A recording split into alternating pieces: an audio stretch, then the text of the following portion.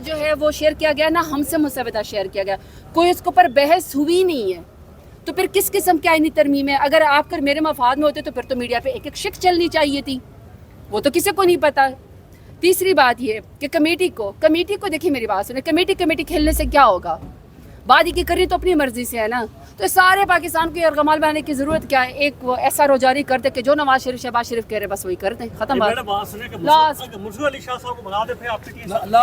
हम देखिए हम बिल्कुल ऐसी बात नहीं करते, हम कह रहे हैं जजेस, देखिए मेरी बात सुनिए, पीटीआई का मौक़िफ़ है कि हम 26 आईनी तरमीम को नहीं मानते, जजेस के फैसले पार्लियामान और फॉर्म 47 की हुकूमत जो खुद जाली आई है वो ना करे, जजेस को इंडिपेंडेंट रहने दें, जो उसका अपना पुराना आखिरी ये था कि मुनहरिफ अरकान को शोकाज नोटिस कर रहे हैं। बिल्कुल जी, आज करें पूरे, हमारी पार्टी ने ये कहा है कि जो 9 मुनहरिफ अरकान थे या वट एवर जो उनके पास रीज़न था, तो 5 आए थे, 4 और भी थे ना जिनके नाम थे, जो रिजर्व के अंदर बैठे, जिन पूरा सुन लेना, जिसमें अब आपके सबके पास आपके नाम है, रिजर्व में भी जो बैठे हुए थे और 2 सेनेटर्स, उन सबको शोकस नोटिस आज जारी हो जाएंगे।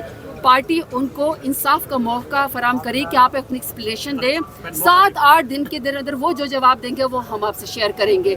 हम उनसे सिर्फ ये करें कि आप क्यों इनकम्युनिकाडो हुए, क्या रीजंस थी, वो अपने रीजंस देंगे, फिर हम आपको बता सकेंगे कि फलाना या फलाना नहीं। ठीक है, आपको लगा कोई कसूरवार भी है इनमें से जो बाहर थे?